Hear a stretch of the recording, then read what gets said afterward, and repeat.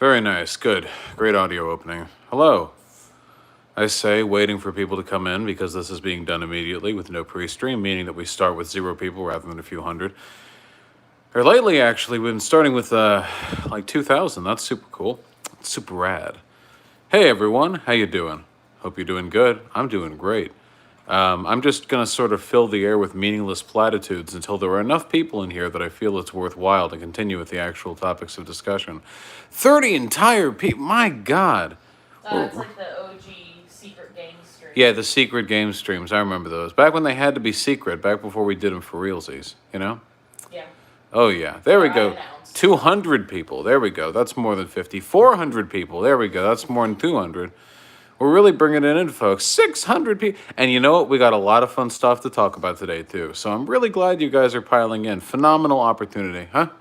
I gave you some information about Peter Coughlin apparently maybe being involved with... Ian Armstrong? Yeah. Yeah, I saw that. But I want to look into it more. I can't check DMs while I'm streaming, though. Yeah. There's a lot to talk about once we get set up again. My best friend just told me he believes in QAnon. What do I do? Whew, find a new friend. Jesus Christ. Ooh. You're far gone if you're... QAnon's literally like a crazy fucking doomsday cult. Like, Jesus Christ.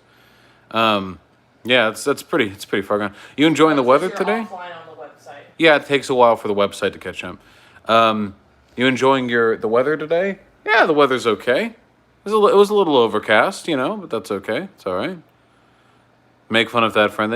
Viciously bully any friend you have who believes in QAnon.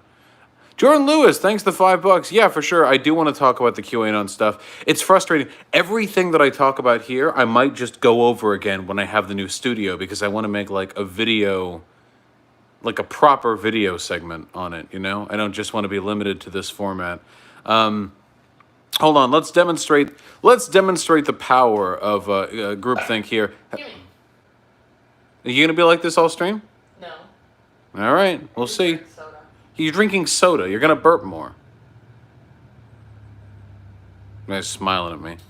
Everyone, make sure to like and subscribe, motherfuckers, okay? I see 1.3 thousand people in here. I don't see 1.3 thousand video likes. What's up with that, folks? What's up with that exactly? Oh, you see, now people are clicking the like button. I see. Well, you have to be bullied into enjoying my content. Yeah, I agree. It is disturbing how many politicians are getting into QAnon. We'll be talking about that. We'll be talking about it. Host you or wait? Just host me. There we go. Look, we're here now. Whew. Which QAnon? Oh, one of the QAnons, Is there multiple? No, don't.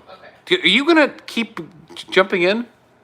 Jesus Christ. This is a one-person segment, okay? This is not Steven Crowder. We do not have a fucking camera to pull to. Why are you holding the phone? Just put it down. Hi, guys. Now, this is much better on my hands and wrists, but there might be some other problems with this point of view. Hey, Haley Brito, love you too. Okay, hold on. Let's what she sees. Here we go. Yeah. Here we go. Pathetic. There. That can go for all the out-of-context clips. Rivera Life, thank you so much for the $10. Yeah, I'll get a phone tripod eventually. I'm just hoping that I don't have to do this for very long. But for now, I'll be getting my arm exercise. You should be nicer to the person in the background. I am very nice to my partner, Hyena. Thank you very much. I am honestly exceedingly nice. Yeah, we can say I if you're not being domestically abused. I if I'm not? Yes. I. Had to clarify there, huh? All right, there we go. We confirmed. Sheesh. Okay, hold on. Oh man, we got stuff to talk about. Oh boy, because we had that Leftie drama. We had that Leftie drama earlier. I think we got to open with that, don't we? Okay. All right, hold up, because this is funny as hell for me. All right, listen up. As you all know, I am one of the least divisive leftists online. Really, nobody has a problem with me.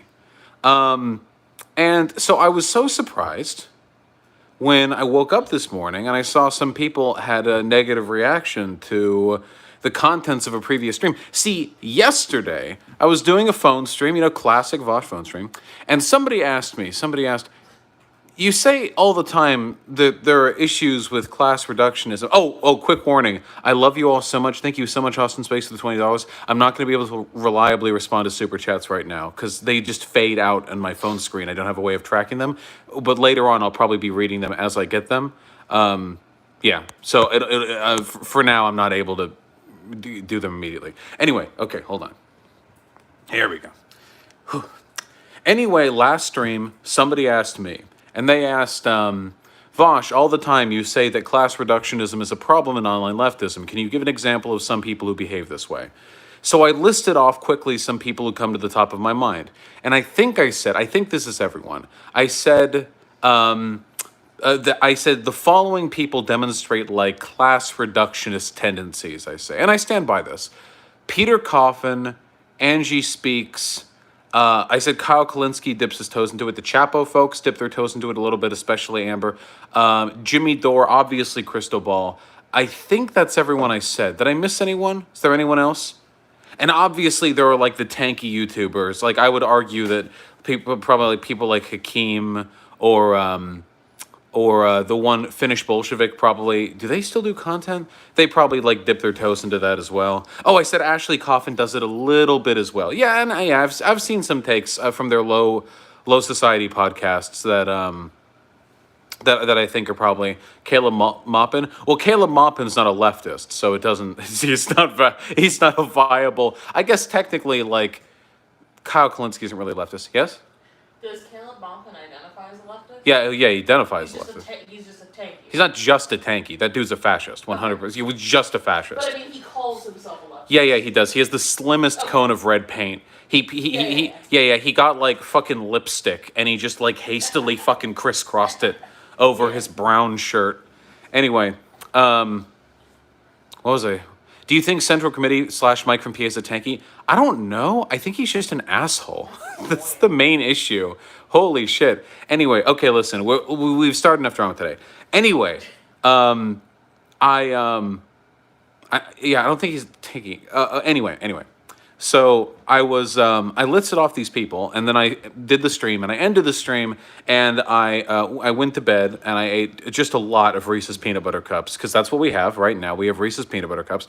And I woke up this morning to see that a lot of people were mad at me. Apparently, this one person, this drama whore, who blights Haruko by having her as their Twitter avvy, took that segment from the stream and then added every single person that I mentioned, added all of them, which is, now I need to say this very clear, okay? I am always happy to engage with any criticisms I make of other people or criticism they make of me. However, that is a bitch move. So they added everyone I mentioned. Obviously, people like Kyle Kalinske, Jimmy Dore, and Crystal Ball are too big to give a shit about this, but I got at people we're talking about me now, Peter Coffin, Ashley, and also Ben Burgess, who works with Zero Books, which means he works with Douglas Lane, who recently did one of the most aggressively class reductionist videos I've ever seen. It was entitled something like "Class Reductionism Isn't Real" or something like that. So Ben Burgess, I don't know if Ben Burgess himself engages in this behavior, but Ben Burgess is at least sort of in the same building as this sort of ideological tendency. I have respect for what I've seen from Ben Burgess. I don't know if this is just like a fraternity issue or something like that. So anyway, a lot of really wacky stuff happened from there on out, okay? And man, I don't even know how to begin. The issue is, like, I'm doing this off the cuff. I can't even show you guys tweets or like substantiate anything with like clips of theirs. So it's kind of just me talking. So here's the thing that happened, okay? This is frustrating for me. Some of the first two people who got mad at me were Angie Speaks and Peter Coffin. Angie Speaks opened by calling me a freak, and saying that I was like a freak who needed to keep her name out of my mouth, which is a really weird. I feel like that's a very aggressive. It's a normal way of opening. Yeah, very aggressive. Now keep in mind, I wasn't doing like this call out post. Somebody asked me like, "Oh, who do you think represents these tendencies?" And so I just listed some people, and I understand how that can be interpreted as an attack, but I do feel like that's a strange opener. Peter Coffin, I forget exactly what they said to open with, but then they accused me of being racist for criticizing Angie Speaks, which is really funny because Angie Speaks and Peter Coffin are supposed to be like anti-woke scold leftists. They used to side with me over like the crazy Twitter cancel mob or whatever because they've both been like the victim of that. So Peter Coffin was like, I don't think there's any explanation for this apart from racism because I criticized Angie Speaks. I think I specifically said I don't know if Angie Speaks is even a leftist, and I'll substantiate that. Angie Speaks is legitimately one of the dumbest motherfuckers I have ever seen pass themselves off as a leftist, and I'm so glad that she went nuclear, like insulting me, because now I can just like say that. Like it's like, and I've completely been vindicated in my level of. Sorry, you didn't even say that she wasn't a leftist. Why would you say sorry and then immediately continue interrupting me? You were just like, I don't even know if, you know? Yeah, I said like I don't even know if she's like she's a class representative, not even a leftist. Every time I see Angie Speaks online, she is legitimately one of the most aggressive and bad faith and get. Have you like seen her? I saw. I think somebody mentioned me this. They might actually be Liz or something like that. But there was a podcast that Angie Speaks went on where she talked about Bernie or bust, and she was just like the most aggressive like obfuscator of information possible. I get it was Liz. Okay, it was Liz. Well, you're a liberal, so now I'm associated with you, of course. Whatever the case may be, every time I see Angie Speaks say, like when Angie Speaks said that she would cum buckets when Trump won a second term because she wanted to own the libs, like literally like own the libs, like that kind of logic. There was some other stuff too. Again, I can't like go over logs because I'm on my phone. I don't have it all in front of me, and I don't really like care enough to like dig up and print logs. In order for me to show you, I would have to actually print logs and then flip the camera to show printed pieces of paper at you. So I'm sure you can agree with me that's a level of investment which is entirely unwarranted by the severity of this incident. Anyway, Angie opened up going nuclear, and Peter quickly went nuclear as well, calling me an asshole, saying that they wouldn't come on to talk to me. And the weird thing, this is the thing that frustrates me. I thought Angie and Peter were supposed to be like these like anti-woke scold, like, yeah, let's be willing to engage, let's reach out across the aisle. Then both of these motherfuckers start pulling this I'm not going to go on stream with an asshole like nonsense. Peter Coffin said that they were going to go debate Milo Yiannopoulos at MythCon surrounded by actual fascists, and they're going to civility politics talking with me because I said that they and their friends like demonstrate class reductionist tendencies. That is so like Peter, I'm really glad you're not going up against Milo because I am very okay with engaging in good faith with you, my dude, but that's not what you're getting in a conversation with Milo or Sargon or Lauren Chen or any of those people. So yeah, and Angie Speaks literally was like, to people who are asking why wouldn't she come on, Angie Speaks was literally saying like, I'm not going to go on to people that rude. Am I alone in rejecting civility politics in this fucking political sphere? Is that it? Am I the only one who values yeah, first of all, you called me a freak. Second of all, am I the only one who values the content of arguments over like the name calling? Like, I don't know. That's so weird to me. Angie Speaks like postures so hard. She's like, yeah, I don't give a fuck. I don't give a fuck about this liberal, these pansies, I'm here to show you leftism. And then like, okay. Not willing to come on and talk. Mind you, I don't mind people not coming on and talking, but if you don't want to talk with me, you don't get to complain about me talking about you. You're all public figures. I get to do that, I can criticize you if I want. I think that, and if you want me to substantiate the criticism, there are two ways I can do it. You can come on and talk with me about it, or I can just make a video on it, in which case you have no input or control over the context in which I levy my criticisms. So if you're interested in sort of salvaging like your reputation to my audience, you would want to come on, and if you don't care, then you shouldn't engage with me. But I don't understand people who go hard on me on Twitter and then pull back from coming on stream with me. That's really weird. Like, why is the threshold there, Like, why... I don't know, dude. Anyway, it went on. Oh man, it got really crazy too, because there are a lot of like class reductionists who I would consider just bigots on the internet. They just don't tend to be full-on content creators, but they are often fans of people who flirt with that language. So there were fans of Peter Coffin and what have you, who were doing like some really weird bigot shit. And the funniest thing that I saw was one of the people who responded to one of Angie Speaks tweets said, like, basically stated that I was being paid off by corporations to sow dissent amongst lefties, and Peter Coffin liked that tweet. That motherfucker went full on Caleb Maupin. What's happening with BreadTube these days? Really seems like somebody's funding them behind the scenes.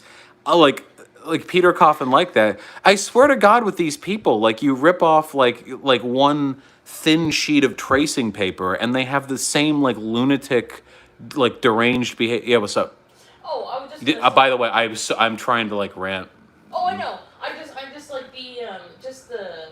I mean, it just reeks of jealousy because they can't imagine ever being like paid that much. All right. Let's not make this a clout okay, thing. Whatever. I'm just saying. Okay. I'm just saying. All right. No more clout content here. Just saying. It's true though. Anyway, fuck. What was I saying? My train of thought is so easily shattered. That's why I get grumpy when I'm interrupted. Sorry, I love you. Yeah. The fuck was I saying? Oh yeah. Anyway, it was just really strange. But there were a bunch of people asking me to substantiate my claims of like class reductionism. I don't think Coffin is a class reductionist, to be honest. No, Coffin, I'm pretty sure, has directly said, oh God, I wish I had logs. God, being on a phone is so fucking irritating. No, I've seen Peter Coffin say like a lot of shit about like solving class issues, solving identity issues, and how like identity issues are a distraction from class issues. Yeah. So actually, hold on. We can talk about this, okay? I love talking about this, okay? So one of the most important things that you can do as a responsible consumer of online content is try to inductively reason the positions that people hold based on the type of stuff that they deliver to you through their content.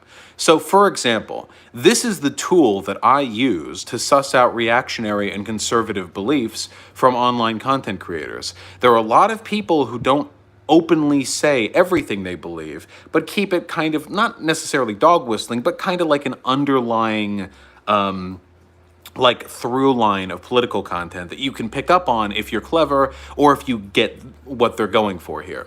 So it's important to do this because what I've found is there are a lot of lefties are slanted in directions that I'm not particularly comfortable with. And I want to encourage you guys to watch everyone you're interested in.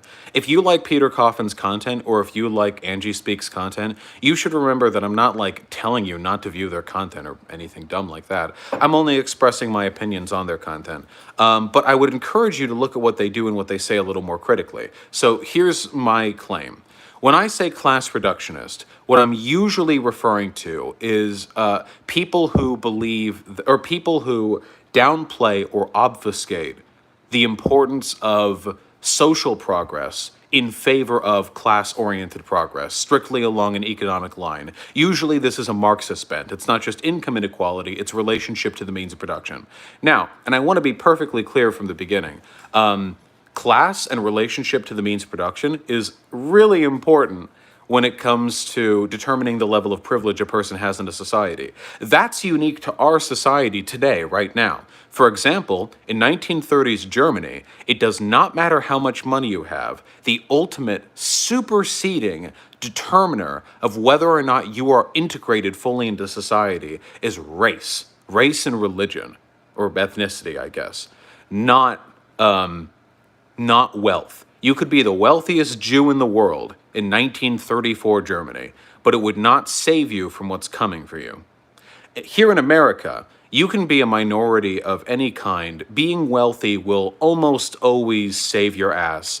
I would take the life of a hyper-wealthy Jewish trans black, whatever person over the life of like a cis straight white male who's very poor. I think that generally speaking, wealth and class override a lot of other privileges and lack thereof. But that claim is not the same as the claim that fixing class issues will automatically fix all social issues, or what's more, and this is the much stupider one, the claim that social issues are a distraction from class issues. Gonna go collect some more quotes. Wait, are we like quote mining over here on the site chat? What are we looking at over here? Oh, no, no, no. Oh, here we go. This is from Peter Coffin.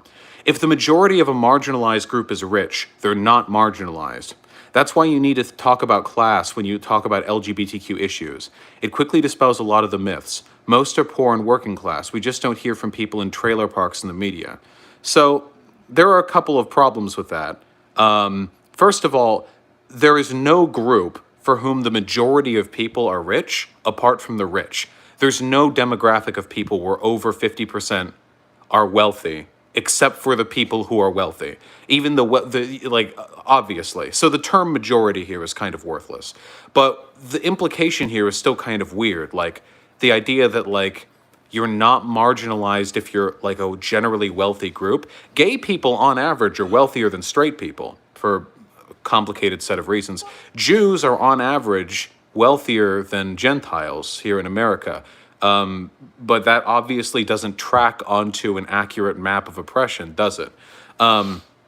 It's just a very weird way of it's just a really weird way of approaching politics. Intersectionality is a very effective way of organizing people around shared causes. That was one of the things that made Frederick Hampton so dangerous. That's why the government had him killed. It wasn't because Frederick Hampton was anti-racism. There were plenty of anti-racist people. And it wasn't because Frederick Hampton was anti-capitalist. There were plenty of anti-capitalist people. It's because Frederick Hampton was unique, or at least very exceptional, in his ability to mobilize people along those shared lines of power. You know, we're not going to fight white capitalism with black capitalism. We're not going to fight fire with fire. We're going to fight fire with water. We're going to fight white capitalism with black socialism.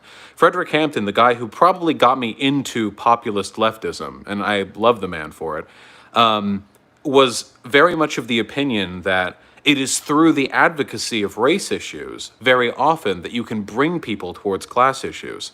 And on the flip side, ignoring race issues in favor of class issues usually leaves some groups of people out in the cold. Hold on. With the 1069, prioritizing issues doesn't make you a reductionist. Brendan, I've never made the claim that somebody is a reductionist simply for prioritizing class issues. If a person spent their entire career exclusively talking about class issues and nothing else, that would not be enough for me to call that person a class reductionist. It's when people start saying stuff like, social issues are a distraction from class issues, that I start to get a little bit concerned, because that's just not true. That's not true. What is true is that liberal identity politics gets in the way of class concerns. But we don't advocate for liberal identity politics here on the left. We advocate for real, genuine, intersectional identity politics, and the recognition that if you are fighting for the rights of black bodies in this country, you are often fighting for their right to resist the systems of oppression that people of other races are as well, and up to and including capitalism. And that if you can work with people on a level they understand intuitively, you can push them over to a set of ideological positions that are, you know, better associated with our own. There's a reason why black people in the United States are more likely to think positively of socialism than white people, by a huge margin too. There's data on that out there. You can probably Google it. I can't show it right now because I'm on my phone, but it definitely exists. And there's a reason for that. And the reason for that is because black people have a history of black liberators who are also anti-capitalists. Malcolm X was not a class reductionist. Martin Luther King Jr. was not a class reductionist. Frederick Hampton was not a class reductionist. These men recognized the value in simultaneously advocating for these intersectional lines of anti-oppression. And the legacy of their work, the effectiveness of their work is evident, because if we look right now, A fuck ton of black folk in this country think positively of socialism. Far more than non-black folk. That's a legacy of their effectiveness. And I want to live in the shadow of that legacy. I want to believe that there is no conflict whatsoever between the interests of people fighting for black folk, for BLM or what have you, and the interests of people who are fighting to end capitalism, because these interests are one and the same, and they may have at different points in time different levels of relevance. If we're doing some kind of anti-capitalist march, we probably don't need like well-meaning liberals doing some BLM bullshit where they're trying to like bring everything down to like we need more black CEOs or whatever. But again, that's liberal lid pull. We aren't in favor of liberal lid pull. I don't see anyone in the lefty sphere talking about more lefty black CEOs.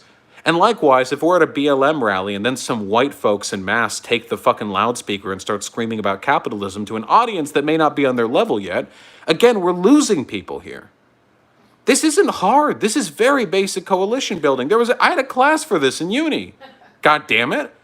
And I got a C plus because I don't do my homework, but I took the class and I learned the goddamn lessons. It is important to recognize that one issue fought for is not time taken away from another issue fought for. And I know this because every single day I get messages from people telling me they were radicalized by my videos, and often the video that set them down the path of interest was not a video about labor theory of value. It was not a video about the falling rate of profit. It was not a video about my specific opinion on Marx's writings on the Paris Commune. It was a video on me dunking on some transphobe, or a video on me talking about structural racism. Once you get people keen on certain axes of oppression, they're more likely to see them elsewhere. There are so many people out there who are amicable to our ideas who will never be reached by dry class exclusionary discussion, but must instead be reached by being shown that the language of anti-oppression works in many directions. And that is what I try to do.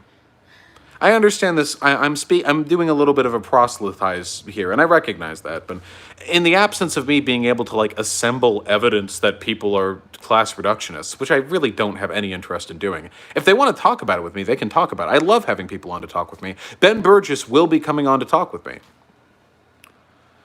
If they want to come, they can. But in the absence of them coming on, I don't feel like doing a fucking expose on these people. That's like weird. That was never my intention. Why is there such a strong correlation between class reductionism and Bernie or bust? Oh, that's easy. It's so easy. Because anybody who unironically argued that Biden and Trump would be more of the same is by definition a class reductionist, because the only way that argument could ever make sense is if you're exclusively looking at which candidate will do more socialism. That's it.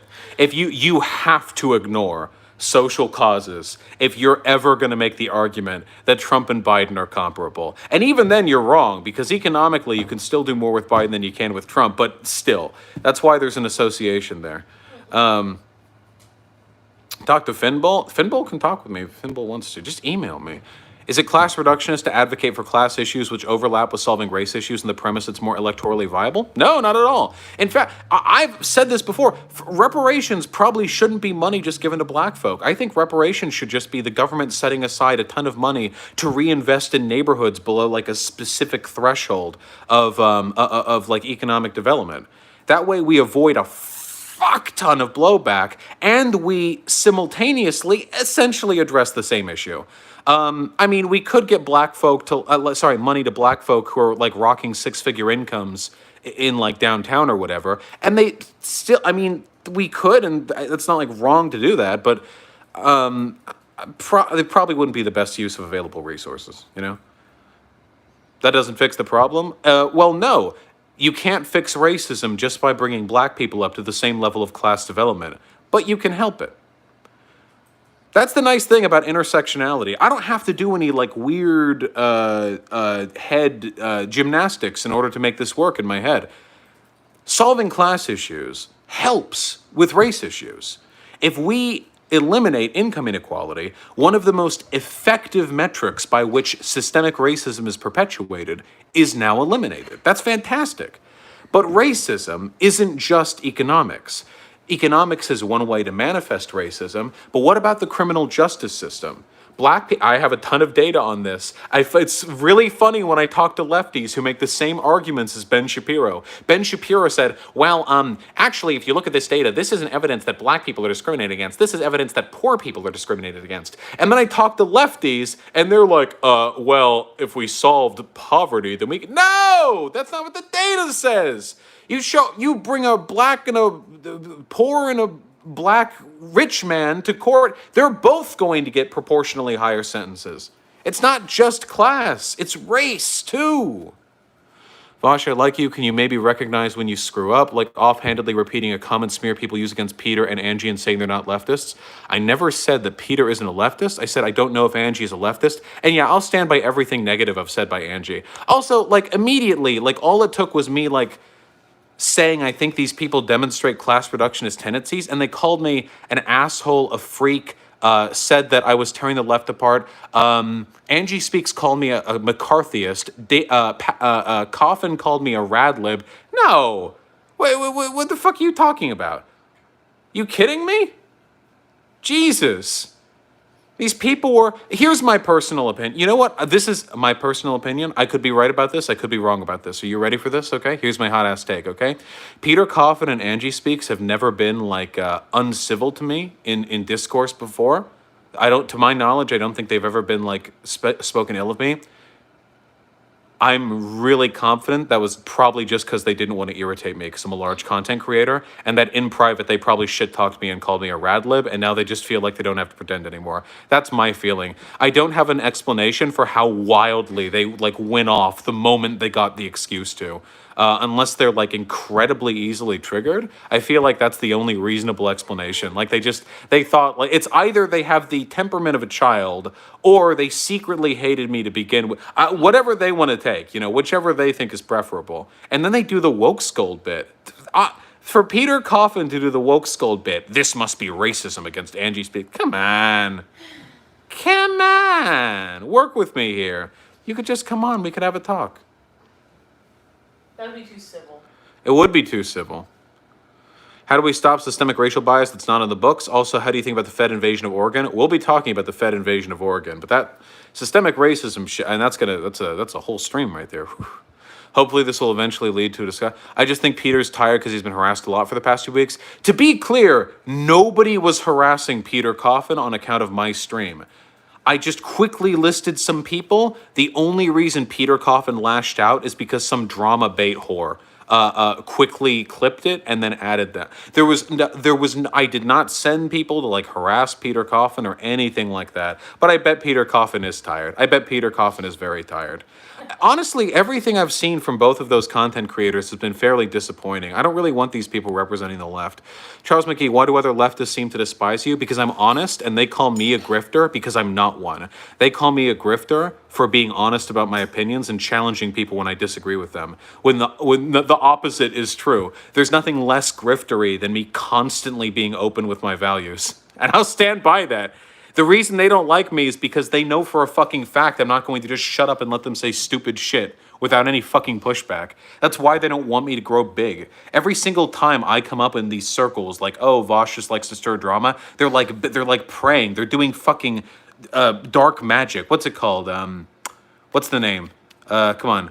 Pagan rituals to try and keep my YouTube channel from growing, because if I get larger, they have to account for me. The whole time my channel has grown, every single time drama like this happens, people talk about how I should be ignored. It's harder and harder to ignore me the larger I get, and that's good, because I think I raise some fairly, cogent criticisms, and I'd like hearing people respond to them. I'd love to have these people on. What's the story behind this? I can't click a link. I don't know. Maybe. Will the Democrats ever truly take the left seriously as long as they believe they'll vote for them regardless of any concessions, believe we have nowhere else to go? Yeah, Elizabeth, because the left, do you mean like the DNC or like the broader Democratic voting base? Yeah, 100%. It's entirely possible. The idea that like people make voting decisions based on whether or not we are compelled to vote for them is just completely false. The fact of the matter is, the DNC is only going to appeal to constituencies they think will vote for them. Why would the DNC ever like go out to bat to try and appease lefties if we don't fucking vote for them, you know? Like, I don't know. But Biden's already made a ton of concessions over the like campaign trail. If we hear all those concessions and then we just go like, nah, and we don't vote, like, what was it all for then? Yeah, I'm talking about. Oof, pretty bad take. Nah, I've talked about all this Bernie or bust shit before. It's all pretty easy. The Bernie or bust arguments were stupid from day one. I've just grown increasingly impatient with people who continue to make them. We're literally having like federal agents black bagging protesters and throwing them into unmarked vans so they can be disappeared. And there are still people wringing their hands talking about how Trump and Biden are just going to continue the same system. They have to them it's a binary. You have a socialist government or you have a non-socialist government, and everything else is just blurry nonsense to them. I like you, but you know Kyle isn't a class reductionist. Valkren, nope. I said that he has class reductionist tendency. Why do people keep saying, why are people doing the essentialization for me? Why do other people, have you not watched the Contra video on cancel culture? You people are the one doing the essentialism for me. I say demonstrates class reductionist tendencies. Well, everyone else hears that and they essentialize for me. You can demonstrate certain tendencies without just being the thing that you're demonstrating tendencies for, you know? I demonstrate reactionary tendencies sometimes, you know? But I'm not a reactionary. Maybe I am, I don't know. I've heard a lot of wacky criticisms of my behavior over the past couple of hours. Biden won't black bag protesters? Yeah, you know what? I'm actually going to come out with a hot take on this one. I don't think that Biden will authorize federal agents to invade states during protests and seize protesters with no like due cause or no justification and throw them into unmarked vans while the state's governors and mayors are trying to kick them out. I will stand by that. I could be proven wrong by history. I am confident, as a matter of fact, Biden won't do that. I think he will. Well, better vote for him and find out, huh? Wouldn't you love to prove me wrong? When's the new setup going to be done, my dude? Every time I'm asked that, I extend the date by another 5 days, okay? We're working on it. We're working on it, goddammit. You know what we're doing? We're doing so much shit. Shut up. We're laying down carpet. Yeah, That's we're getting new carpet. expensive. All donations go to new carpet. Right? Yeah, because fucking Humphrey ruined the carpet. Yeah, I know. Yeah. When is it finished? I don't fucking know. What do you think about Coleman Hughes? I'm afraid I don't know who that is, comrade. Oh my ass. Jesus Christ. If you want to sit on the bed, you can. No, I don't want to sit on the bed. Is there like another pillow in here? Yeah, you can use mine. You don't mind? Yeah, just don't fart on it. I will not shit on your pillow, thank you. Oh, okay. But farting is... I only promise not to shit. Hold on. No! Nice. Do. You feel that? Huh? Is this good? Yeah, it's good. Yep. Oh. Is it an ethical carpet? Ha! No. It was sewn from the hairs of African slave child miners. All right. Yell for no reason? Ah! What progressive lefty should run in 2024? I don't fucking know. What am I, a genie? Get the fuck out of here. Yeah, Ignore Husky. We're going to be talking about that. We got to talk about that, don't we? All right. Are we wrapped up? Are we wrapped up on the class reductionist talk? Are we good on that? We did good on that one, okay? Are we good on that one? There's really not that much for me to say. Like, just some people got, like, insanely triggered by, like, me, like, listing. I just wish people had good attitudes towards this, you know? Like, for instance, if a big lefty streamer said, I think Vosh is, like, rad-lib tendencies or whatever, if I heard that had happened, especially if I had made a pretense of being positively inclined towards this person before, I would probably reach out in DMs and say like, hey, do you really think that? Do you think we could talk about that either on stream or in private? You know, people don't like to tell you this. When people disagree with me, I'll resolve it in private too. I've resolved plenty of disputes in private. It's not just, I don't just bring people on for like the theater of it all. If people want to talk with me in private, I'm totally okay with that. But they don't ever do that. What they do is they yell at me for something I said, and then they pull back and say that they're not going to come on and that I'm forcing them to come on. Like, I'm just a streamer. Come on. Nice, Jake Rabbit. The only thing I would add is that it's kind of easy to see how lefties get reflexively defensive when called a class reductionist because it's used as a disingenuous smear by liberals. Yeah, I know, but I get called like a rad lib all the fucking time. You have to understand, to a leftist, being called a liberal is worse than the N-word. That's true. In fact, I have as the edge here, I feel like, especially with Angie Speaks, if I had to say, like, what would you rather be called as an insult, the N-word or a liberal? And I think that would at the very least be a toss-up. Liberal is like a hard one for us, you know? Um, I don't get hurt by it too much because they call me it all the time, but... Yeah, I love you too, Noah Procco. Kelly with the 15. This is a tiny donation for the new carpet for you and your partner. I'm loving these live streams. Thanks to you both. Thank you. Hey, guys, I never really thought about this before, but do you think it'd be cute to occasionally do these phone streams even after I get the new setup? Like, I would still do the regular... I would still do, like, the regular things, but every once in a while, you know, it's very intimate. Look, it's just you and me. Also, I mostly look at YouTube chat during this. Hi, Vosh. I'm at my grandma's funeral. Okay, all right. Hey, listen, just... make sure you keep the earbuds in, all right? All right there, bucko? Thank you for the $5. I really appreciate that. Logan, thank you very much for the $5, comrade. I don't know, Balthazar. I don't know. Giant Swedish? No, Scottish Milkies, yeah.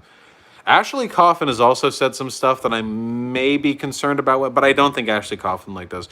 It would probably be fine. Also, Ashley Coffin's tits are too big for her to talk with me. She's too big. Vosh, you were really, really blunt with Peter and Angie, though. Feels weird, man. No, what?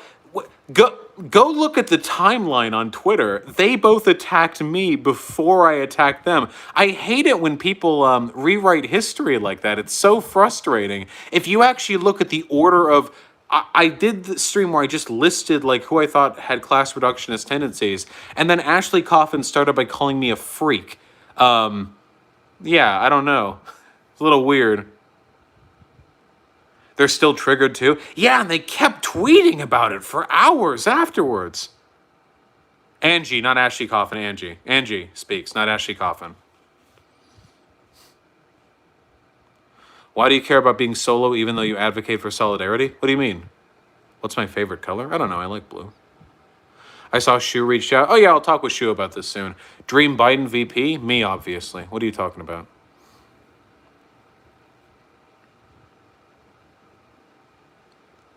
I think they mean you don't like collabs. Dude, collabs suck. Everyone but me sucks. Honestly, fuck all of you people. Jesus Christ. Every time I find people online who seem cool, they end up being complete assholes. Just complete either like clout-obsessed dipshits or like ideologues who can't think outside their boxes. Fuck that. Absolutely not. I barely get along with people even when there aren't financial incentives being tied up in it, okay? When you add like the pressures of this being a job to it, fuck that. Absolutely not. Have I retracted my opinion on the decriminalization of CP? What was my opinion on the decriminalization of CP? I don't think I ever advocated for that. Oh, Zero Vector, thank you so much for the $25. I will simp for Ashley. I don't know why the money's going to me when you're simping for Ashley, but thank you. What do you think of the Young Turks? Victoria, they're not as radical as me, but I think they generally do pretty fine work from what I've seen. Thank you so much for the $5. I'm like really curious now. Hold on. Wait. I'm using my partner's phone. If I go back to Peter, because Peter Coffin was the three people who initially tweeted to me were Ben Burgess, Peter Coffin, and Angie Speaks. Angie Speaks opened by calling me a freak, and Ben Burgess I responded to by politely asking if he'd be willing to talk with me. So the only person I could have conceivably opened by being rude to would have been Peter Coffin. So, okay, scrolling through like a dozen pages of Peter Coffin shit-talking me and retweeting people who are shit-talking me. Here's an Angie Speaks tweet. I've come to the conclusion that if you're a person on the left with credibility and you have a class-based analysis, you don't have to do a thing to get attacked by the liberal left. Your very existence literally agitates their demons. That's why they resort to smears. That's like a really... All you said was she might be even. Or like you didn't even know she was a leftist. That's all. That's a really wacky... Are they like okay? How old are these people? Hey, aren't these people older than me? How old is Angie? Peter's old. I don't know. Yeah, here like a dozen pages of them calling me a liberal. When they call me a liberal, they are saying the N-word to me, just so you know. I was not rude to these people. Holy shit. I get gaslit so often on Twitter. This is why I don't engage on Twitter. The problem is everyone is a soft snowflake except for me. So when they go hard on me and then pussy the fuck out the moment I say anything even remotely like antagonistic towards them, I end up looking like the bad guy because they've thrown themselves back 50 yards at my like light gesture towards them. Here's Peter Coffin calling me racist. I've scrolled through about 40 tweets and we're still 10 hours in the past. Hold on, we're almost there. Wait, are you looking at Peter on my phone? Yeah. Okay, don't like anything. I'm not liking anything. I don't want to follow him. Yeah. Hold on, I'm just trying to see what Peter Coffin opened with. Bet you deleted it.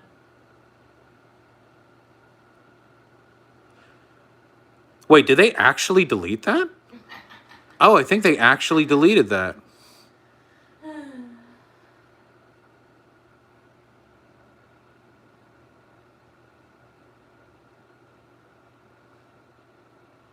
Wait, I'm really curious now. Hold on.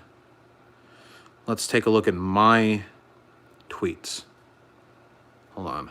This is so annoying without a computer. Holy fuck. Okay. You want to look on mine? No, it's cool. I'm almost there. Because I would have replied.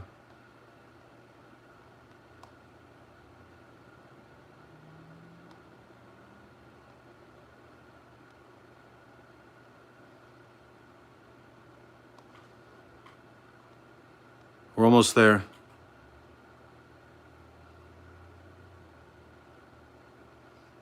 I'm getting triggered.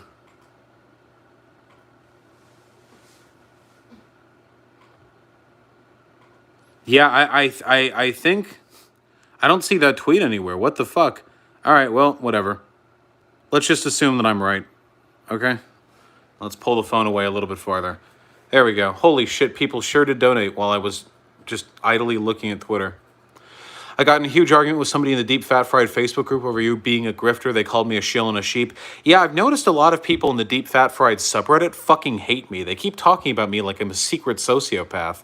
Like a super secret sociopath who's like manipulating everyone, you know? Really weird. Was this the first tweet Peter Coffin made? You do understand the point of the class reductionism charge, whether by his intent or not, is to label a certain kind of leftist as bad and imply do not engage, right? And then I responded, it's just a criticism, Coffin. I even encourage my viewers to consume the content of people I openly dislike like Thought Slime. That was it? That was the only thing I said to Coffin? And people are saying I'm the one? What the fuck? I can do anything on Twitter. Holy shit. I could do anything on Twitter and people would say I'm the hyper-aggressive, meanie fucking asshole, okay? Jesus Christ. This is what you get for presenting yourself as, like, the hyper-masculine leftist at the beginning. Now everyone's like, this fucking aggro cunt. Be the person you think they are? No, because they think I'm a fucking monster. I don't want to be that person. Hold on. Captain Gwendolyn with the incredibly kind $20. What do you think about there being more lefty gun tumors like Tactical Girlfriend making headway into what's a right-wing dominant space? What do you think about leftists embracing gun ownership more now in general? Dude, gun ownership is a phenomenal wedge issue that lefties can take advantage of. We like guns. Conservatives will literally fucking die over their Second Amendment rights, okay? We need to take advantage of that wedge issue, okay? They need to be like, we hate the fucking Democrats. You're not taking our guns. And then we'll slip it and we'll say, hey, true, my brother. And then we'll talk. We'll have a conversation. Wedge issues, okay? Very valuable, very important. Get Destiny on the case of this drama? No, that's all right. I don't need Destiny in on this one. Though I do know Destiny was following it because he fucking commented on one of the things that Peter Coffin said, I think, or something like that. Charles, the $10. I'm new leftism, but throughout history and modern times, why did it seem leftists seem to be constantly infighting while the right seems more unified in their dumb actions? The right is generally better at organizing because they are hierarchical and we're anti-hierarchical. It's easier for people to organize around a shared idea of supremacy than it is for people to organize about the means of egalitarianism. It's just an unfortunate tactical weakness on our part, but we'll win out through the power of friendship. Don't you worry, comrade. Don't you worry. What's up with the recent black anti-Semitism? I talked about that last phone stream. Yeah, it's pretty crazy. All them black Nazis. Whew. There's definitely some leftover anti-SJWs in TJ's audience. Yeah, what's weird is when people in TJ's audience call me like a fat neckbeard soy boy, because I think that I look very similar to TJ Kirk, so I feel like any criticism of my appearance is going to at least somewhat, be in the ballpark there. Holy shit, my hand's getting tired. I might have to set this down for a second. Hey, fuck yeah, Sophia Hess. Fuck everyone who's not a sociology major. That's what I'm saying. TJ, Drunken Peasant, still have a ton of reactionaries in the audience, unfortunately. Yeah, I love listening to these people fucking mauled, dude. Some of these people get so fucking angry. Just like seeing me pop up. Like, oh, they're fucking that grifter. Why do people call me a grifter? Honestly, who presents more authentic than me? I don't do prepared content. Everything I say is just what I think of at any given point in time. There's no opportunity for me to layer deception on top. Listen, if I'm like weaving a web of lies, then I'm very, very good at it because I'm on camera quite a bit, Guns is how your community got me to listen. Counterpoints, my man. Don't get too excited by that $10, folks. Them cop dollars. Well, former cop dollars. Thank you, Counterpoints. I look forward to talking to you in the future. I haven't given up on that. Thank you so goddamn much. And yeah, gun issues, it's important. Mega Chaos Blast, the $10. And of all the alt-right figures being deplatformed, why do you think Twitter and YouTube haven't cracked down on PJW? I don't know, but he's probably going to come soon eventually. Probably pretty soon. Alexander, thank you, comrade, and True, the condescending Goomba. Can you guys hold on just 1 second? Wait. There's a great leftist podcast called QAnon Anonymous that talks about right-wing conspiracies. Hey, I could watch that. Terrell Sitton, thank you so much for the kind words, comrade. Wait, I don't need to get up. Can you give me a tissue? I want to blow my nose. Can you do that for me? Is that all right? Yeah. What large boobies you have. Yeah. Swinging in the wind.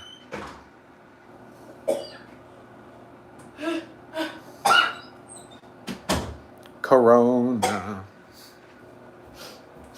Thank you. Hold on. Yeah. I'm ducking. Thanks.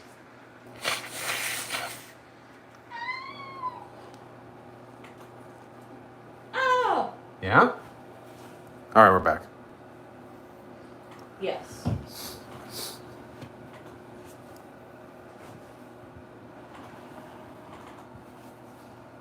This isn't a bad angle.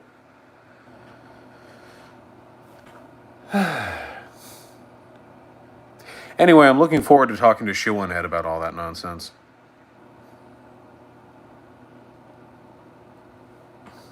Heard mention that you're an anarchist. Was that a joke? If not, could you delve into that, what it means for the government?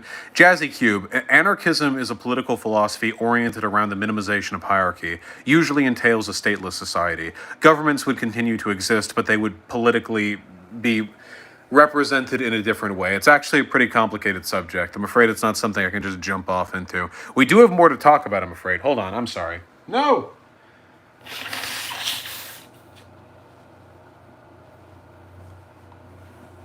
Sniffling. What the heck is a race reductionist? Dude, a race reductionist would be like every liberal. Listen, Liz, where are you in chat? Liberals are race reductionists, baby. How do we fix racism? Well, what if we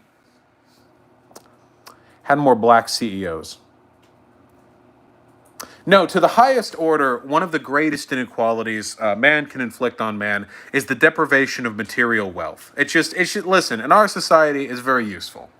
So to talk about race and racism without ever mentioning class disparity, this would be a form of race reductionism. It'd be very cringe. It'd be extremely cringe, Oh, can you also bring me the water so I can do a big gulp? It's not a slurp anymore. It's a gulp. It's different. Sippy. Thanks.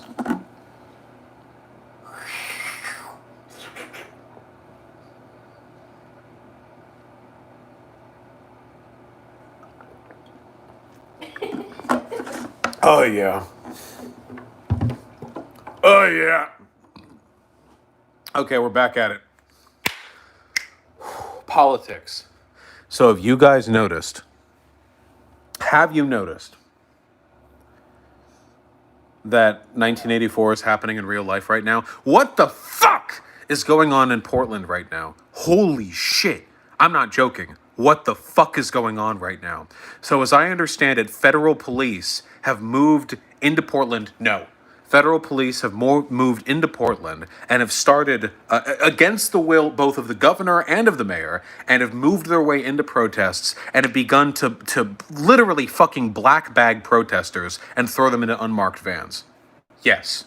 Oh, there have been some reports from the protesters that were black bagged and that they were like blindfolded, driven around for like an hour, got pictures taken of them and their IDs, and then released. Yeah, you mean what the government does before they start rounding up people Oh, yeah. to put them into camps? Oh, yeah, Unironically, they're gonna kill them. unironically, They're gonna come get them from their houses. we're living, this is an unprecedented era right now of the government beginning to single out protesters and identify them using a surveillance network that they can use to persecute you in the future. We had that Democratic mayor who listed off protesters who protested against her, just like doxing them, giving their names and address. But that was an anomaly. That was nothing compared to the federal effort that is being made right now. This alongside the fact that the border control has been given expanded powers, and they've been given citizen classes to how to apprehend like suspected illegal immigrants. We are looking to see a legitimate move to both through federal agencies with no accountability and through militia groups being actively funded by the federal government have protesters like rounded up and arrested. We are through the looking glass here. Right now, people. This is a very serious time to be alive. People are thinking that it's Trump because the people. When you stop talking, I will have forgotten everything that I was saying. Oh. Well, what? The people Trump brought in are responding directly to him, right?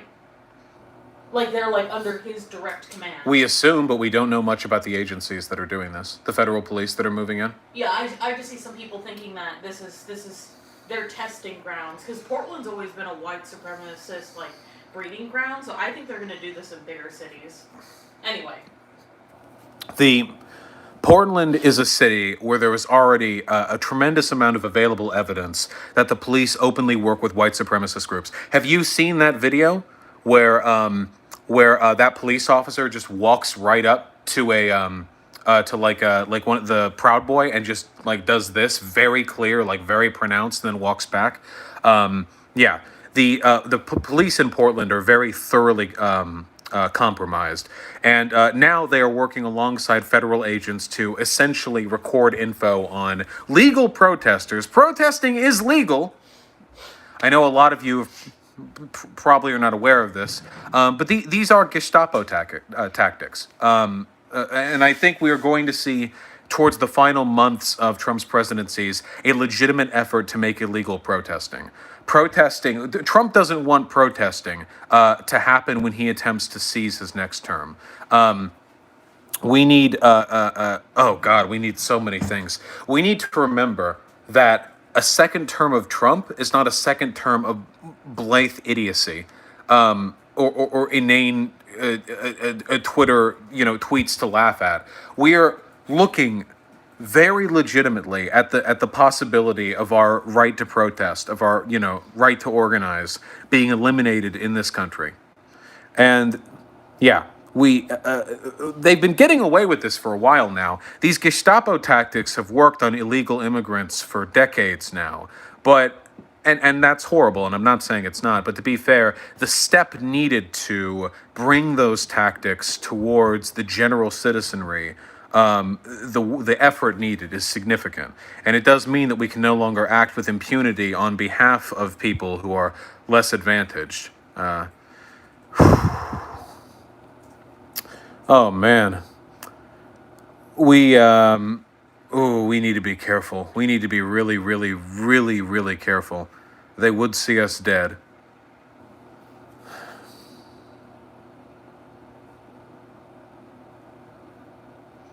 Yeah.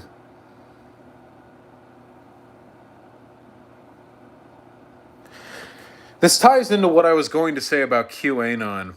Now, I think it's important to remember when we're talking about this. With regards, oh yeah, this is a phenomenal time to join the SRA. By the way, I don't want to be living through this. Yeah, well, you know, hey, listen. If it's any consolation, everything we're about to go through, okay, is what minorities in this country have been going through for the past century, all right? For longer than the past century, but also for the past century, okay? The stuff that police would do to gay bars and gay folk, the stuff that would happen to interracial couples ye back in the day, all the terror you're experiencing is just a fraction of those that your forebears before you experienced, all right? And they lived through it, so suck it up. Geronimo Roeder, thank you so much for the 50 euros, my dude. Jesus Christ. Again, I'm sorry about any misdonos. We're on a rant roll here.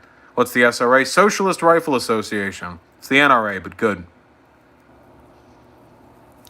Much better.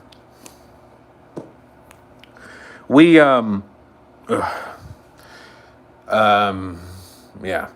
There's a lot for us to worry about right now. I've talked a lot in the past about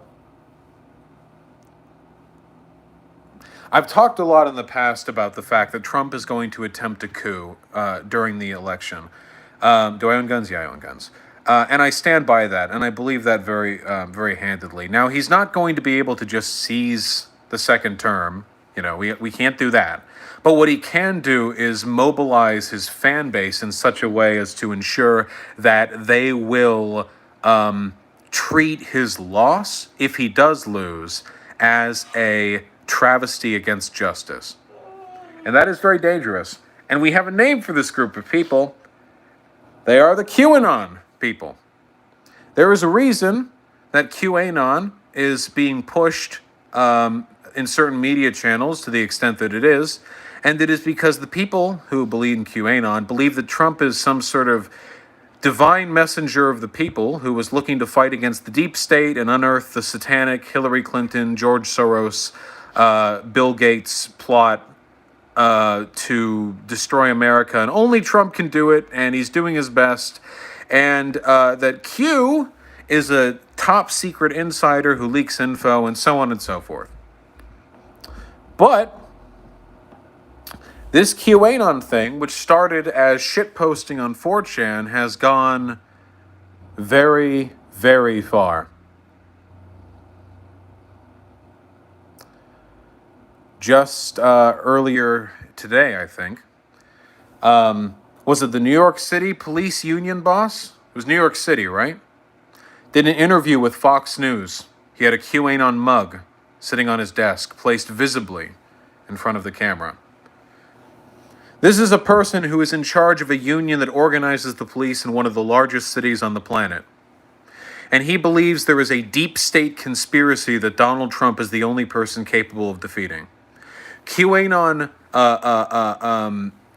symbolism and language has been expressed not only by dipshits on social media, but also people in positions of power. Who is that person who recently did a pledge to QAnon over a fireplace during the 4th of July? Not a fireplace, a campfire. What was it? It was the former official, Yeah. Flynn. Was it Flynn? Yeah, Michael Flynn. They all got together around the fire, and they said their little chant. QAnon's a cult. It's a legitimate cult, like an actual for real cult. And the thing I'm curious about is the extent to which the people on the upper echelons of its, supporter base, the extent to which they actually believe the shit they're saying. I'm of the opinion that they believe every word. One of the mistakes we make is the belief that the only people who could ever be in power are people rational enough to understand they're spewing bullshit when they say the obviously incorrect things they do. But that's not true.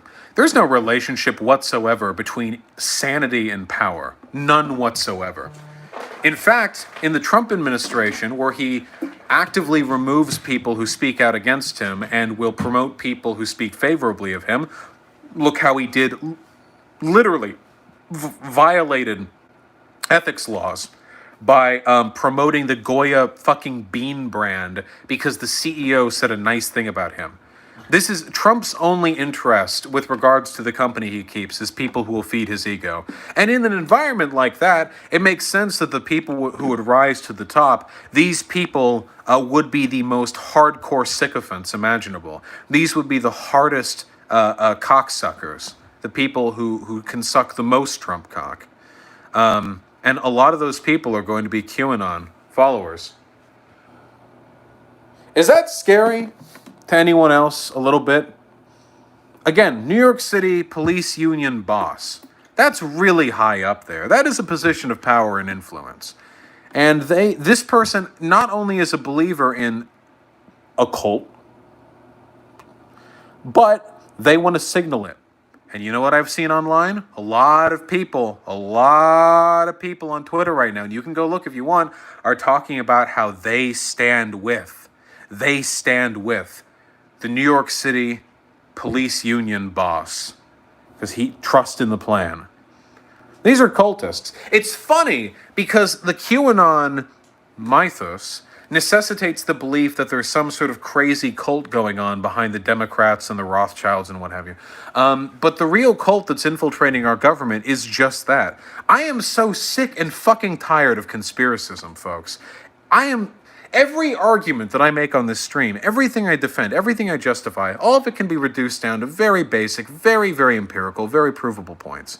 Everything that I do, everything I say, I am so tired. I am tired of the lefties saying that I'm secretly CIA who's being paid off by corporations to sow division amongst the left. I am tired of people being fucking QAnon followers. I am tired of fucking Luis Farrakhan following dipshit black separatists believing Jews are behind the oppression of the black man. And I'm tired of lefties telling me the former group doesn't exist. I am so tired of the deception in the political space. It is insane to me. Nothing can get done in this environment. It's not possible. It can't be done because every time a salient point is to be made, you have to dig through miles of bullshit to get at it. Can you imagine having a political conversation with a QAnon follower? Can you fathom that? I want you to imagine that in your head. What does that feel like? How do you even begin to talk with this person? I want you maybe you've never talked to a QAnon follower, okay? Have you ever talked to a Republican over 60 years old? They're worse than that. They're worse than that person. Deeply depressing. It's not possible to talk with these people. It's not. It can't be done. I've said this before, but civil discourse, the ability to solve our problems with discussions rather than with violence, is pretty much the most important foundation of a modern civil democracy. That's like, we need that. Like, when we disagree with a group of people, we can't just like murder them or steal all their shit. Now, if they're foreigners, we absolutely can in a civil democracy, but within the purview of domestic engagement, we cannot. And the thing is, civil discourse only works when everyone involved is rational enough to participate. And as larger and larger segments of the population grow incapable of participating in that discourse, we get trouble. A lot of trouble. It's not just the right on this, by the way. Conspiracism has always been a problem, but it has never been taken this far in this country. Who here remembers the McCarthy era? Do you guys remember?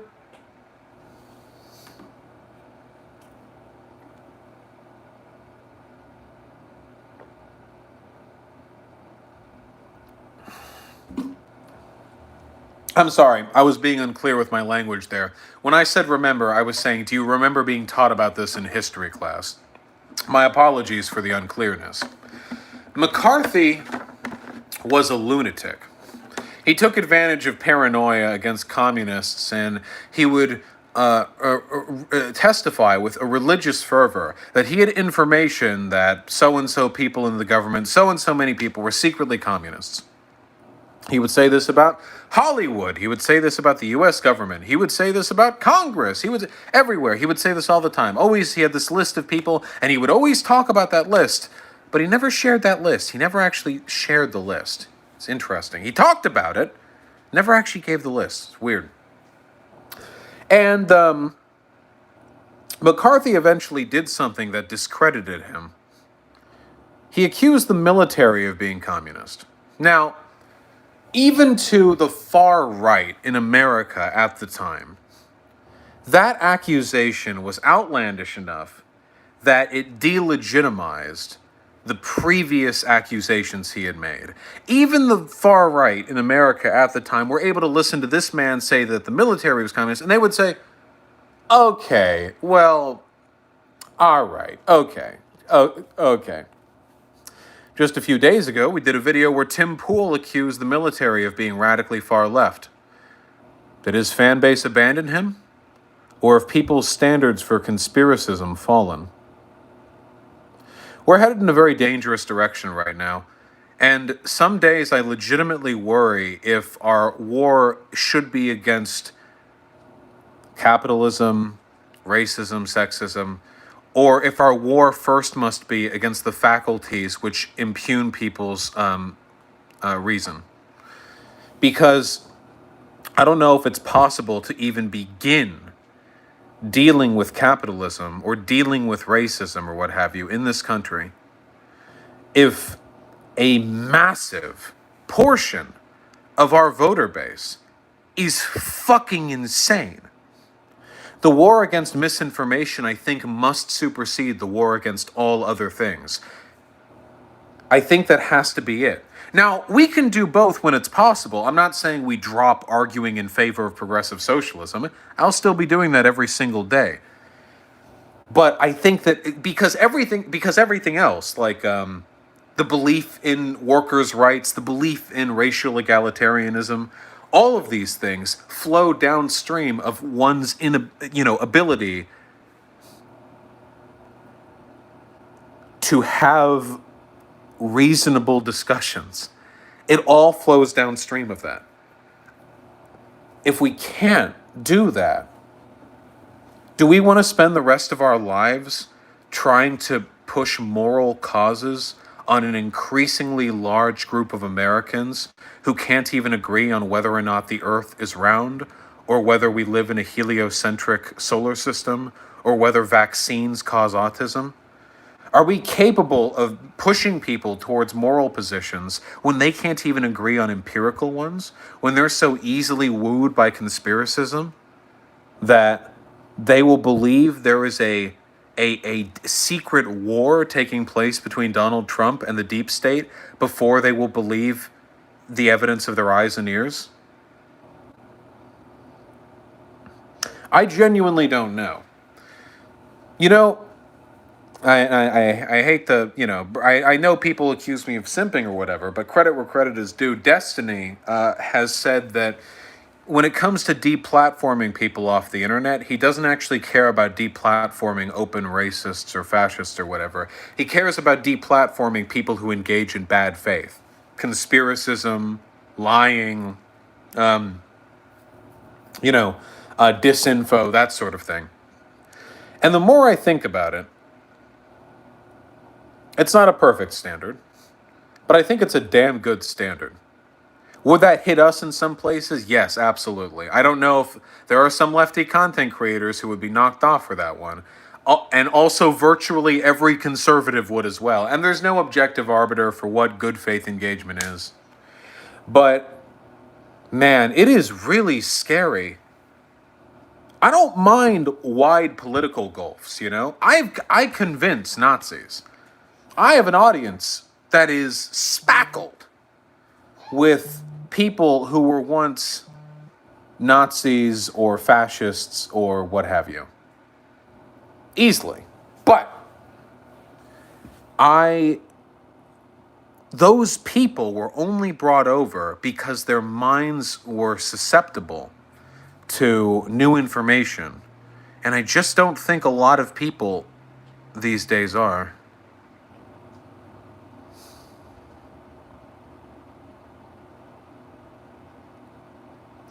I am very concerned with the state of this country right now.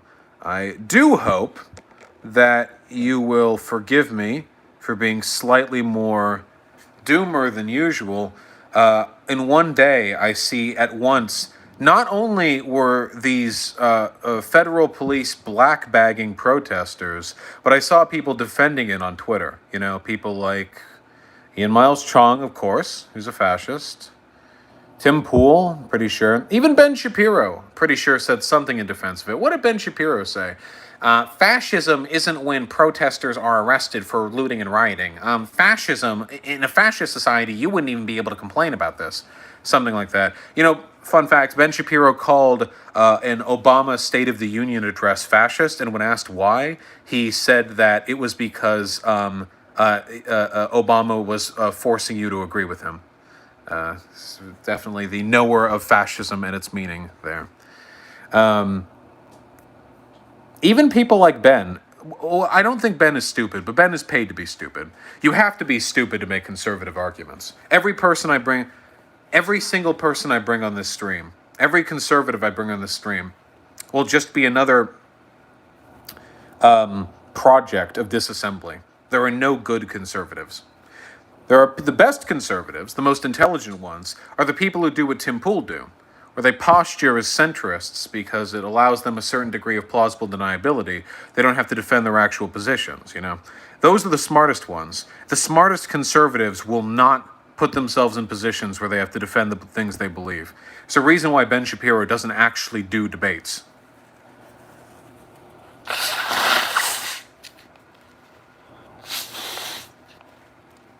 Sniffly.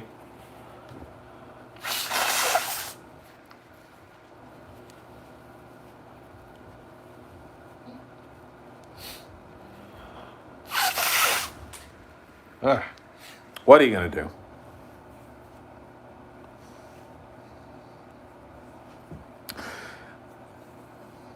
Man, I got a fucking mustache here in my mouth. Jesus Christ. Isn't he challenging AOC to a debate all the time or something? Yes, for several reasons. First of all, Ben Shapiro has the debate with AOC planned out moment by moment in his head. He has spent his entire life preparing for it. So obviously that is a debate that he is fairly prompted for. Second of all, AOC is not a professional debater, or in fact somebody who has the same level of media training. And third of all, even if he lost that debate unequivocally, he would still win tremendously because he would be legitimized in having debated AOC. Let me read some of these, comrades. Geronimo wrote with the 50 euros. How far left do you need to be to believe Vosh is a CIA agent? People who believe I'm a CIA agent are very rarely actually like good lefties. They're usually people who are obsessed with the aesthetics of leftism. Based Soy Boy, thank you for the $10. Really sorry to hear your parents have fallen down the QAnon hole. That's really fucked up. We'll do something about them eventually, but unfortunately, I don't think my channel is quite powerful enough to defeat QAnon alone. And Geronimo wrote her with the additional 50 euros. I have coworkers here in Germany who dismiss very arguments with students because they don't contribute enough to our society. We really need to fight anti-intellectualism, IMO. Yep, I would agree. America is worse about this than other countries. Much, much worse. America hates intellectualism. I'm assuming you only have a desktop PC and not a laptop. My partner has a laptop, but fuck getting all that set up over there. Are we doing right now? How are we doing right now? Are we chill? Since we've spent the past 77 minutes talking about the impending downfall of the United States of America, am I familiar with the Corbett Report, one of the bigger and most destructive conspiracy dudes on YouTube? No, I'm not. I can take a look at it.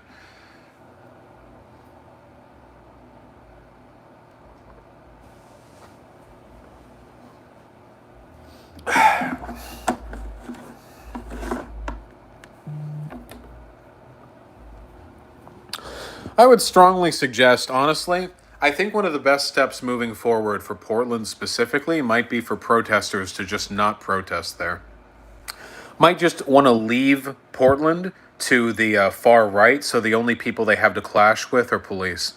The far right wants fights. If we don't protest, they don't get the fight they want. That's kind of what they did in the UK. In the UK, there was that BLM march that they canceled because they knew the far right would be there. So the far right just ended up fighting police, and it made them look terrible. It was actually a really good idea. SpongeBob Steve with the $20. Why do you think the right's gone full conspiracy theorist? They always kind of have been.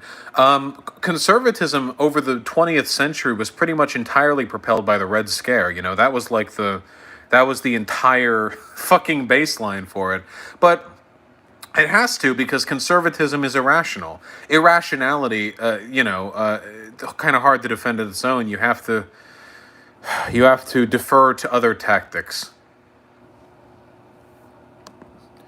Jubtej Singh, thank you so much for the $5. I'm okay being sectarian with people who I think are hurting our movement. If you're being class reductionist, then you're actively hurting our ability to engage in advocacy for socialism, because the rhetoric you're using is ostracizing to people who want to work along intersectional lines. Also, class reductionists tend to be, like, fairly... I just got a text from my dad, and it kind of implies that he's watching right now, but I can't really tell. Dad, if you're watching right now, send me another text. I'm on my phone. I can't actually read your entire text. You never send 2 texts in a row unless I ask you to. The Great Socialist Cowbear, thank you for the $50, my dude. Hey, it's me, Brilly Drillkill. Hey, nice to see you there. Non-binary furry gang, rise up. I hate class reductionists. They would throw out my rights and the rights of other trans people as soon as it's convenient for them. Honestly? That I get the feeling from some of them, yeah. I don't think Peter Coffin and Angie Speaks would throw out, like, minority rights, but there are some people, I think, I like Stupid Poll, you know, like those types of communities. You know what I mean?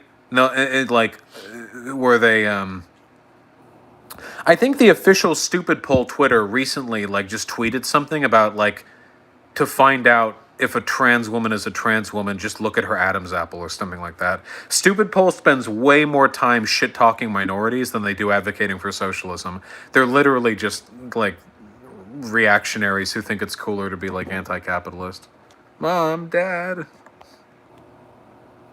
No second text from my dad, folks. Might have just been a coincidence. Oh! No, there he is. Sorry, didn't mean to interrupt. Yeah, I see you, Dad. You wonderful parent.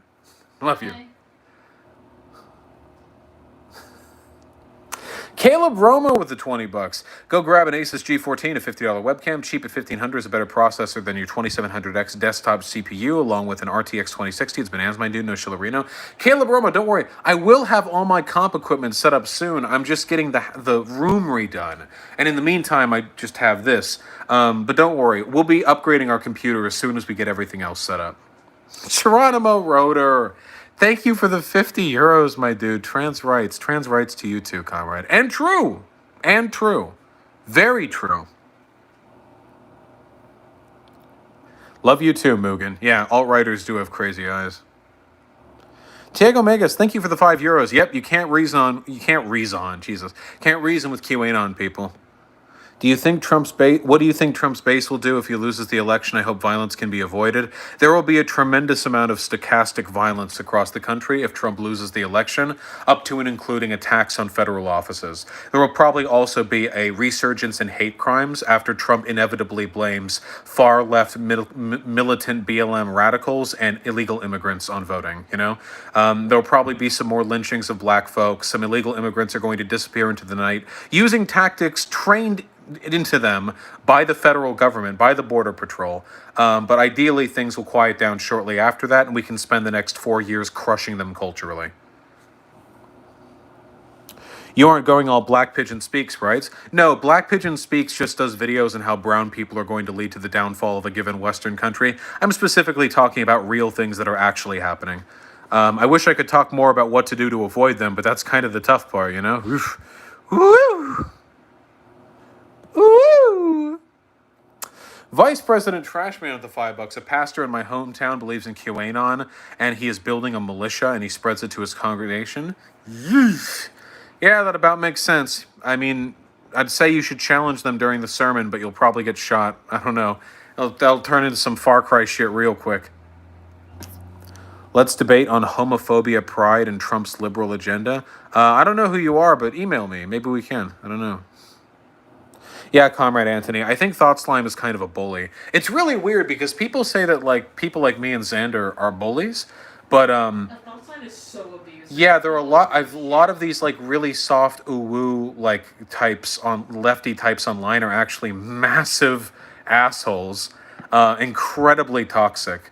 Yeah, so I don't know. Fuck them, honestly. I'm blowing past them because you all like my incredibly kind, non-toxic political delivery. About 40% of America are fascists is basically what Vosh is saying. Yes. Either fascists are comfortable enough with fascism to not mind voting in its favor. Yeah, 100%. Why are people all of a sudden cool with the Gestapo? You realize that in the United States of America, a huge number of conservatives were in favor of Adolf Hitler before World War II, right? Like, it's not like this is new. We just never crushed these people properly. This is why I deny this whole, like, we need to create a system that works for both sides shit. For civil society can only be ensured to continue to exist in the absence of these people. Culturally, these people need to be abolished. Sherman didn't go nearly fucking far enough. We need to seize every fucking power structure available to us and culturally obliterate every remnant of the fucking reactionary, like, fascist tendencies that we have in this country. Without any political violence. That's why I said culturally, of course. We'll do it culturally. Obviously, no violence. Thanks, Bob. I noticed Gen Z on TikTok are eating up these conspiracies. Yeah, they're pretty... Yeah. Killock with the 5 pounds. Arch Warhammer has renamed his Twitter Arch Christ. I think he's actually losing it. Ha! Yeah, it makes sense. Is Arch Warhammer actually religious? I think many of these QAnon people are some prototype Christian fascists that link these events to the Book of Revelations. Yeah, I mean, it makes sense. It's one of the reasons I don't like religion. It leads people down certain irrational roads that I'm not a fan of. Yeah, but that makes sense to me, yeah. Jesus Christ. Imagining thinking Donald fucking Trump is your biblical savior. Holy shit. No thanks. Grand Paradox, I have no answer for that. We'll try as hard as we can, but he will try to fuck with mail-in voting. He already is fucking with mail-in voting. I've seen leftists say it's anti-Semitic to be against the existence of Israel because it's a Jewish safe space. How do I respond to that? Free Gaza. It's entirely possible for anti-Zionism to be anti-Semitic, depending on how it's delivered, but I've never heard of a leftist making that claim, that it's just to be opposed to Israel as anti-Semitic. I don't know who Jordan Klepper is, sorry. Oh, it's so warm in here. You want the fan?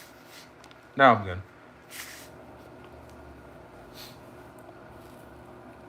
Bah. Yeah, I'm sniffing that Coke in the background.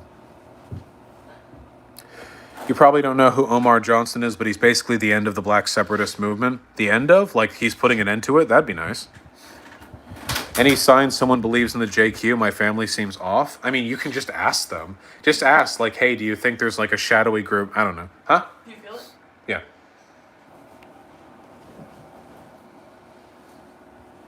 Hi, chat. Hi, comment section, man. Yeah. Wait, can you get me more tissues? I love you. Doing something. I'm doing something too. I'm live streaming to an audience of millions. Too bad. Oh yeah, most QAnon types are going to turn into anti-Semites down the road. By the way, the QAnon and the JQ are very. Thank you. Very interrelated. You know, sort of conceptually. There. Have you heard people like Adolf Reed's thoughts on class reductionism? And so, what's your thoughts on that? Yeah, I've read some of Adolf Reed's work. I would need to read more of it before I felt comfortable making like a strong statement on the subject. Geronimo, Jesus Christ, man. Thank you so much for the 50 euros. I believe a lot of people think they are just conservative or centrist, but defend or argue for fascism. Yeah. They're doing it deliberately, by the way. They are lying. It's not like they're ignorant. When people say, "Yeah, I'm just a centrist," but then they talk about like MAGA 2020, like the far left is infiltrated.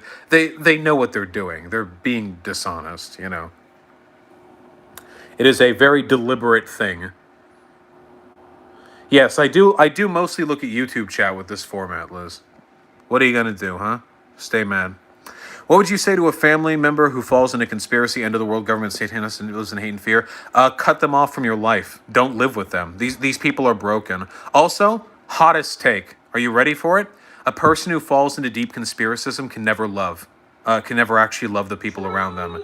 They will give up everything. Their children, their parents, their friends, their partner, everything to continue believing in. They're gone. They're lost people. They're brain dead. I would say cut them off now. That would be my personal opinion, but you know more than me, of course. People like that can't be reasoned with. They would sooner like throw you into the fire than give up their belief. Mina Decoy, I'm afraid I have not, comrade. Richard Dawkins was right about religion Pepe hands. True. Well, sometimes. Agent Flippy, thank you for the $10, comrade. Genuine question about mail-in voting. Are you at all concerned with verifying the identity of an individual to ensure the ballot was sent to and filled out by the intent person? I don't think there's much available evidence to the effect that mail-in fraud is done that often. When it comes to interference with mail-in voting, I'm more worried about the new head of the USPS just slowing down the process and Republicans throwing out ballots, you know? But they can do that with in-person voting as well. We'll have to see. Growing up Jewish is basically knowing all conspiracies will end in anti-Semitism. The Jewish people theory is funny till you find out it's about Jews. Yeah, sorry, Jansen. Better luck not being born Jewish next time. Just try being born fucking like European Anglo-white, okay? Nobody has a problem with you, even though we're responsible for like 90% of the misery across the world over the past 200 years. Easy. KOTOR 1 or KOTOR 2? I've only played KOTOR 1. KOTOR, not KOTOR. What's going on in Portland is insane to a Britbonger like me. We're no longer laughing at America anymore. Now we're just nervous. Hey, fuck you. Doesn't the UK have more fucking surveillance cameras and fucking facial identification technology per square foot than fucking America does? Like by far. Eat shit. Fuck you. V for Vendetta took place in your shitty country, okay? Listen, you people are so fucking degenerate. You sail politely even to your fucking political oblivion, okay? You voted for Thatcher, all your fucking idols are TERFs, and now you all get, your interactions with the police are like this, okay? You walk in front of a fucking street corner and 8 surveillance cameras catch your face, and a Bobby walks up to you twirling a baton in his finger. Oh, hello there, mate. Seems like you're eating a crumpet in the no crumpet zone. Afraid we're gonna have to take you in, mate. 6 more Bobbies approach from every corner, walking towards you, their batons twirling, and you all, all right then. All right, let me just finish me crumpet there, and then they tackle you. They all fucking get you in, and you can't even fight them because you all don't even keep guns. Here in America, at least if we want to, every American can have a fucking Wild West shootout when our time has come. Okay, that's our privilege. Okay, that's American privilege right there. We go on our terms, but we shouldn't because it's wrong to do violence.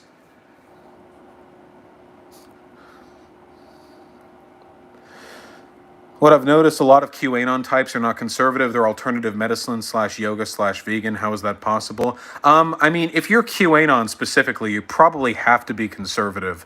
But yeah, like alternative medicine shit is also going to align with conspiracism. Yeah, I have seen Tim Fool's debate with Sam Cedar. Have I read Kingdom? I have not read Kingdom, as it so happens. Slow Money Green with the incredibly kind $20. Just donating too high to ask an intelligent question. Hey, I love you, comrade. Enjoy your toking, all right?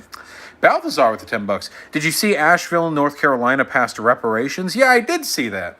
The unanimously passed resolution does not mandate direct payments. Instead, it will make investments in areas where black residents face disparities. Fucking based! That is how it is done, folks. Let me tell you this. You know what would happen if we did direct payment reparations? We give like $2,000 to every black son of a bitch in the country. And you know what? Since a lot of them are poor, that instantly just goes into their rent. We look 5 years in the future and all the white supremacists are like, well, we did renovations and they still seem to be poorer than white people. I guess maybe there's an underlying cause to their perpetual poverty. No, investment in their communities is the means by which we actually address this problem. Maphrodite, thank you so much for the $10. Third parties are viable wherever advocacy for third parties doesn't compromise the chances of like a Democrat beating a Republican. If it was already a very safe blue district, I think it's okay to vote third party in local elections. But for the presidential elections, it's all hands on deck. We can't gamble with that. It's too hard. The third party can never win in a federal election, not now. So we have it's all hands on deck. That's really cute. Did you draw that? I didn't draw it, but I designed it. Wait, did you draw it or did you not draw it? I didn't draw the lines. I colored it. Oh, I like it. Okay, yeah. Yeah. Wonderful, wonderful. I'm not saying we should abandon trying to convince Nazis. I'm saying we should recognize that there are people who fall into conspiracism so deeply that the ability to reason with them is almost completely compromised. Thomas with the $10. I'd recommend everyone read The Death of Democracy by Benjamin Carter Hett. Really shows how irrationality and lies are the cores of how fascists come to power. Yeah. I'm pretty sure I've heard about that book before. I've heard, I think, rave reviews, so yeah. Nick, thanks for the $10. Hey there, Vosh. Just want to say thank you for what you do. Thank you for donating $10. It's why I do what I do, for money and for no other reason. Caleb Romo, thank you so much for the $10. Reach out for any desktop or laptop computer needs. Rational Disconnect and Vouch. Oh, I do not deny your tech knowledge, my friend. I do not deny it at all. I am just got a lot of setup to do before I even start to think about stuff like that. You know. Joseph with the $5. You've been talking about Zoomers more like conservative liberal types, but most of them hold progressive values according to Pew Research Center. Yes, most Gen Z types are going to be on our side with regards to social issues. I am optimistic about the future of this country. There are just some very loud right-leaning people. Sadie, where's a good place to start to learn more in debate and politics? I have a video called Politics 101. I still stand by that. I think that's one of my best and most useful videos, even though it's kind of old now. I would suggest taking a look at it. I think I've got some cool shit in there. Dad, are you still watching? You're still watching, right? Imperial General with the $5. Is the popularity of Joe Rogan and his conspiracism a cause of or a symptom of rising conspiracism in society? I would say it's a symptom of. I don't think Joe Rogan's powerful enough to like single-handedly move that up or anything. But I think the reason Joe Rogan is so popular is because he brings on people to talk about interesting subjects, but all the hard nuance and gritty detail of these difficult subjects gets blown over by his like dumb fuck conspiracism, or he'll just like like sort of vaguely gesture and allude at. Yeah, I saw. Hey, Sean. Allude at like positions that are non-falsifiable, which gels with the average person's intellectual tendencies, I'd say. Asian Flippy, thanks to the $5. Love you, man. Anthony Rodriguez, thank you for the $5. I really appreciate that, comrade. Black Dragon with the $5. In your opinion, should people who live in very red areas, especially minority individuals, consider moving before this next election? Yeah, I mean, if you can afford to, if it's something you're capable of doing, absolutely, yeah. Leave far right areas to go as far right as possible because these people are fucking unsustainable on their own. A community occupied entirely by far right individuals is a community which will eventually burn out and die. These people lack the intellectual vitality to sustain a large community. Past like anything larger than like a modest-sized town. Also, you would be helping do reverse gerrymandering. If you move out of far-right areas and you move into more like mixed areas, you might be able to help swing things blue, right? But most people can't afford to just move for reasons like that. Geronimo with the €50. I want to get a tattoo with the dark sigil symbol of Tears of Denial miracle picture from Dark Souls. What do you and YouTube chat think? Well, considering the fact that I can't pull up a fucking image right now, it's kind of difficult. Dark sigil symbol or Tears of Denial miracle picture. I remember what the dark sigil symbol looks like. Oh. Dark sigil, Dark Souls.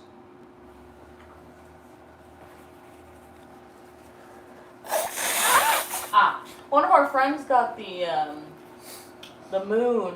The dark from Bloodborne, yeah. The dark sigil would be good, and also Tears of Denial, Dark Souls. Jackson Ross, the 10 Canadian. Have you heard of the Turner Diaries? Yes, I have heard of the Turner Diaries. It's pretty vile. I think Tears of Denial looks kind of like a butt plug, so I would say go with the circle, in my humble opinion. Geronimo with the €50 again. Hi, Daddy Vosh. Jesus Christ, man. My God. Thank you so much. Stop, please. No! Dumb Bunny with the $20. Don't have anything clever to say, just want you to notice me. I do notice you, and I love you, comrade. Thank you. Durangatang, thank you for the $5. Really happy to hear you're enjoying the content. Derek Ross. Oh, stop! donating. We're going to have to end stream soon. I literally can't keep up with this. Derek Robinson with the $10. I think you missed this from Talents35. Do you really think people here in Portland should stop protesting? Isn't that what Trump wants? I don't live here. I don't know what to do. Seem genuine. I think that the far right wants conflict. The far right, like the Proud Boys and shit, very rarely number above like 100 or so when they go out in their protests. What they want most are video clips of them clashing with Antifa so that they can get publicized by people like Andy Ngo, and the news media can take a look at one picture of a Antifa person like defending themselves but clipped so it looks like they're aggressing, and talk for like 8 hours on how American rights are going to be destroyed by Antifa. It's the engagement that they want. It legitimizes them. If far-right protesters go out there and all they do is clash with fucking regular people or with the police, it makes them look terrible. I can talk about this more in a future stream. It's kind of like a thing. Is it time to take the black pill? David Amick, the socialists of the past, faced far worse odds than what we face now. Don't be a fucking pussy. How do you think the U.S. should deal with China? I want multilateral trade agreements to help us leverage greater economic prosperity for the people in China so we can demand certain concessions from them on the global stage and probably stop their geopolitical interests because I don't think they're any better than the U.S. Fuck yeah, Bernie Fit. Thank you so much for the $5. I'm really happy to hear you're enjoying the content being moved over by it. Yes, Sam Parr, it's true. Most right-wing conspiracists are fucking cowards. That is definitely true. Hannah, okay, after I'm done with these last donos, I'm done. Stop giving me donos. I'm not going to fucking read them. Hannah with the $10. Is it worth the effort to post small anti-fascist propaganda writings in public? I want to try to educate people so they'll open their eyes to what's happening. Most people don't understand what fascism is. Yeah, go for it. Flyers can be useful. I don't have any data on how effective flyers are at actually changing people's minds, but it certainly doesn't hurt to give it a try, right? And we should all try to take back our community. How do I know you're not part of the cabal/lizard person, comrade? When Artemy cuts me, I bleed. I bleed red. Artemy knows. Caleb with the $10. I rewatched your weird scripted videos from way back when I found your channel, and they super hold up. Go watch them, people. The debate conservative videos especially. Yeah, my video, How to Trigger Reactionaries with Facts and Logic, I think was actually really, really good. I stand by that one. I still try to remember the lessons that I taught myself there, I think. That was a really good one, I think. Geronimo Roder with the €50. Stop donating. Vosh needs to end stream. Yeah, seriously. Jesus Christ. Do you think it's possible for a university to be faculty owned? I'm not sure. Probably. Like, in concept, it's probably possible. I have to look more into it. Egotistic Egg with the $10. Why Hatsune Miku would be a great president? Female, minority, can't be killed, does whatever people want her to. Most people support BLM. Cute, hella range. And because you could fuck her, right? That'd be weird. I'm not the one being weird. They brought up Hatsune Miku.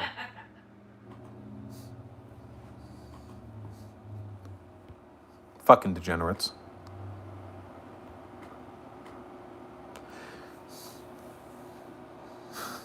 Copy with the $10. Don't tell me what to do. Yeah. Listen up, folks. As before, it's Sode, thank you. As before, listen up. Thanks, Anarcho David Bowieism, piece of shit. Listen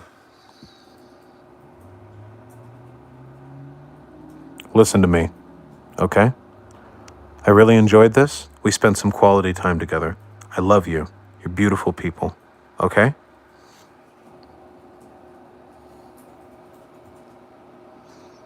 But it's time for us to go now. Okay? I'll be streaming tomorrow.